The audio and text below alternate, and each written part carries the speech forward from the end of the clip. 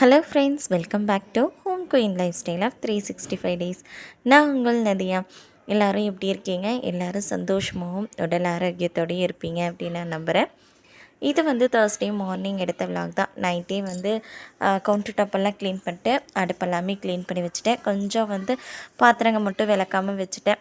காலையில் வந்து குக்கிங் உடனே சேர்த்து அந்த பாத்திரத்தைங்களும் விளக்கிக்கலாம் அப்படின்னு சொல்லிட்டு காலையில் எழுந்திரிச்சு வந்ததையும் வேலையாக ஸ்ட்ராங்காக ஒரு டம்ளர் காஃபி போட்டு குடிச்சிட்டு அதுக்கப்புறம் தான் குக்கிங் பண்ணுறதுக்கே எல்லாமே ரெடி பண்ணுறதுக்கு ஸ்டார்ட் பண்ணேங்க. இன்றைக்கி வந்து ரொம்பவே சிம்பிளாக வந்து அப்பவும் தேங்காய் சட்னியும் ரெடி பண்ணிக்கலாம் அப்படின்னு சொல்லிட்டு நேத்திக்கு மதியம் வந்து நான்வெஜ் எல்லாம் எடுத்தது கொஞ்சம் ஹெவியான ஃபுட்டு அப்படிங்கிறனால மதிய லஞ்சுக்கு வந்து சாப்பாடு, ரசம், அதுக்கப்புறம் உருளைக்கிழங்கு பொரியல் ரொம்பவே சிம்பிளாக ரெடி பண்ணிட்டேன். முந்தின நாள் நான்வெஜ் ஏதாவது செஞ்சோம் அப்படின்னா கண்டிப்பாக நெக்ஸ்ட் டே வந்து ரசம் கண்டிப்பாக இருக்கணும். ரசம் இருந்தால் தான் எங்கள் வீட்டில் வந்து சாப்பிடுவாங்க. ஸோ அதனால் வந்து ரசம் வேணும் அப்படின்ட்டு ரசமே வச்சுக்கலாம் அப்படின்னு சொல்லி விட்டாச்சு. ரசம் தான் மெயினான டிஷ்னால் பார்த்துக்கங்களேன். ஸ்கூல் வந்து ரீஓப்பன் ஆக போகுது. மண்டேலேருந்து குழந்தைங்களாம் ஸ்கூலுக்கு போக போகிறாங்க.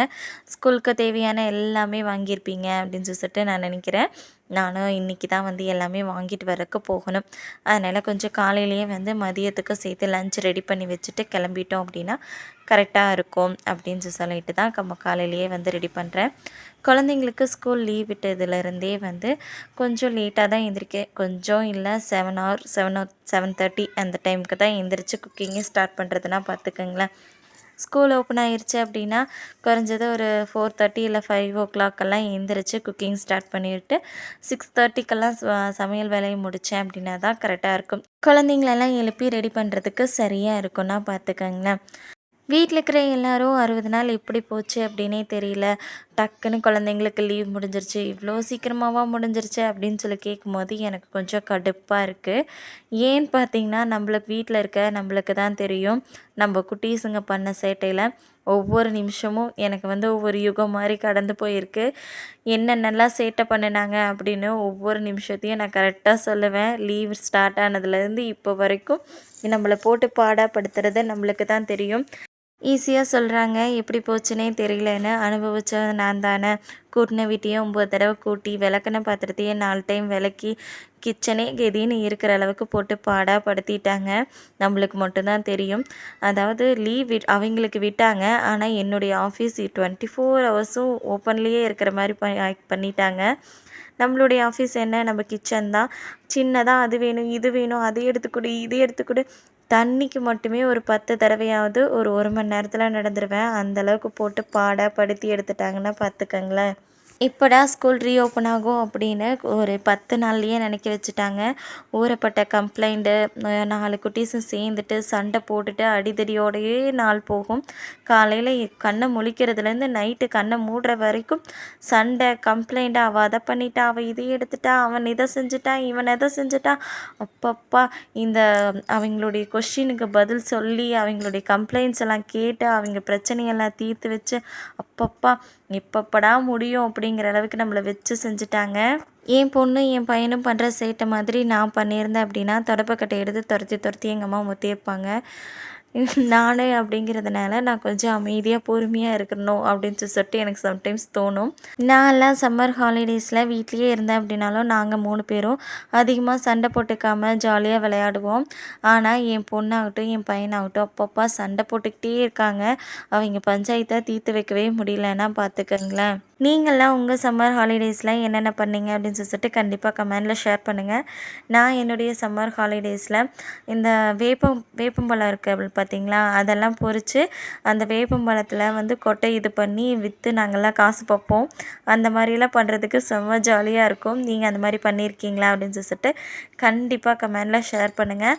நான்லாம் என்னுடைய சம்மர் ஹாலிடேஸ்லலாம் வெயில்லையே விளையாடுவேன். இப்போல்லாம் குழந்தைங்கள வெளியே விடுறதுக்கே கொஞ்சம் பயமாக இருக்குது. நான் வந்து கேட்டை தாண்டியே வெளியே விடவே மாட்டேன். ரொம்பவே பயமாக இருக்குது. இப்போ இருக்க சூழ்நிலைக்கெல்லாம் வந்து வெளியே விடணும் அப்படின்னாவே கொஞ்சம் யோசிக்க வேண்டியதாக இருக்குது. என்ன பண்ணுறது, நம்மளுடைய லைஃப் ஸ்டைல் அப்படி மாறிடுச்சு. ஓகே, பேசிக்கிட்டே வந்து குக்கிங் எல்லாத்தையுமே கம்ப்ளீட்டாக முடிச்சாச்சு. காலையில் பிரேக்ஃபாஸ்ட்டுக்கு வந்து ஆப்பமும் தேங்காய் சட்னியும் ரெடி பண்ணியாச்சு. கொஞ்சம் ஸ்நாக்ஸ் ரெடி பண்ணிடலாம் அப்படின்னு சொல்லிட்டு பச்சை பயிர் வந்து ஊற வச்சுருந்தேன். அதை வந்து வேக வச்சு குழந்தைங்களுக்கு கொடுத்துட்டேன். ரசத்தை வந்து கையோடு தாளித்து விட்டாச்சுன்னா பார்த்துக்கங்களேன். ஸ்கூல் ஸ்டார்ட் ஆயிடுச்சுன்னா நான் ஒரு சில ப்ரிப்ரேஷன் எல்லாம் பண்ணி வச்சுப்பேன். அது என்னென்னு நெக்ஸ்ட் வீடியோவில் கண்டிப்பாக உங்களோட நான் ஷேர் பண்ணிக்கிறேன். சரி, ஓகே, பேசிக்கிட்டே வந்து குக்கிங் எல்லாம் முடிச்சாச்சு. கம்ப்ளீட்டாக சாப்பாடெல்லாம் செஞ்சு முடிச்சுட்டு கொண்டு போய் எல்லாத்தையும் டைனிங் டேபிளெலாம் அரேஞ்ச் பண்ணி வச்சுட்டு காலையில் பிரேக்ஃபாஸ்ட் சாப்பிட்டு அதுக்கப்புறம் ஒரு 11:30க்கு மேலே வந்து நான் ஹஸ்பண்ட், பாப்பா, தம்பி எல்லாத்தையும் கூட்டிகிட்டு கடைக்கு கிளம்பிட்டோம். ஃபஸ்ட்டு வந்து போய் யூனிஃபார்ம் எல்லாம் எடுத்துகிட்டு வந்துடலாம் அப்படின்னு சொல்லிட்டு யூனிஃபார்ம் எடுத்துகிட்டு வந்துட்டு டிஃபன் பாக்ஸ் எல்லாமே பழசு இருந்ததே, நல்லா தான் இருந்துச்சு. அதனால் அதெல்லாம் வாங்க வேண்டாம். ஸோ யூனிஃபார்ம் அப்புறம் வந்து புக்ஸுக்கு தேவையானது அதுங்களெல்லாம் மட்டும் வாங்கிட்டு வந்துட்டேன். வாங்கிட்டு வந்துட்டு குழந்தைங்களெல்லாம் தூங்க வச்சுட்டு கொஞ்சம் நேரம் நானும் படுத்துட்டு இருந்துட்டு வந்து பார்க்கும்போது டைம் 3:00 ஆயிடுச்சு. சரின்னு ஹால் வந்து பார்த்தா ரொம்பவே கசகசன்னு இருக்கிற மாதிரி இருந்துச்சு. சோஃபாவில் இருக்க விரிப்பெல்லாம் எடுத்துகிட்டு நல்லா உதறிட்டு அதுக்கப்புறம் வீடெல்லாம் கூட்டி விட்டுட்டா க்ளீன் ஆயிரும் அப்படின்னு சொல்லிட்டு அதை தான் பண்ணிகிட்டு இருந்தேன். வீடு வந்து க்ளீனாகவே இருக்கிறதுக்கு ஒரு விஷயத்த ஃபாலோ பண்ணோம் அப்படின்னா க்ளீனாகவே இருக்கும். அது என்ன அப்படின்னு பார்த்தீங்கன்னா, எடுத்த பொருளை எடுத்த இடத்துல வச்சுட்டோம் அப்படின்னாவே மேக்ஸிமம் க்ளீனாகவே தான் இருக்கும். நான் இதை வந்து ஒரு 1 வீக்காக ஃபாலோ பண்ணேன். பெரியவங்க எடுத்தாலும் சரி, குழந்தைங்க எடுத்தாலும் சரி, எடுத்த பொருளை எடுத்த இடத்துலையே வச்சுருங்க அப்படின்னு சொல்லிட்டேன். அதே போல் வச்சிட்ருக்கும்போது நம்ம வந்து திரும்ப திரும்ப அதை அரேஞ்ச் பண்ணி வைக்க வேண்டிய பெரிய வேலை இல்லை. அந்த பெரிய வேலை இல்லை அப்படிங்கும்போதே வீடு சூப்பராக க்ளீனாக இருந்துச்சுன்னா பார்த்துக்கங்களேன். அதனால் வந்து ரொம்பவே டக்குன்னு குயிக்காக வேலை முடிஞ்ச மாதிரி இருந்துச்சு. நீங்களும் இதை ஃபாலோ பண்ணுங்கள். கண்டிப்பாக வந்து க்ளீனாகவே இருக்கும். எல்லாத்தையும் உதறி போட்டுட்டு வீட்டெல்லாம் கூட்டி விட்டுட்டு அதுக்கப்புறம் அப்படியே ரிலாக்ஸாக வந்து அந்த சோஃபாவில் உட்காரும்போது வரும் பாருங்கள் ஒரு சந்தோஷம். அப்பப்பா, கோடி ரூபா கொடுத்தா கூட அந்த சந்தோஷம் வராது அப்படின்னு நான் சொல்லுவேன். அவ்வளோ ஒரு நிம்மதியாக இருந்துச்சு.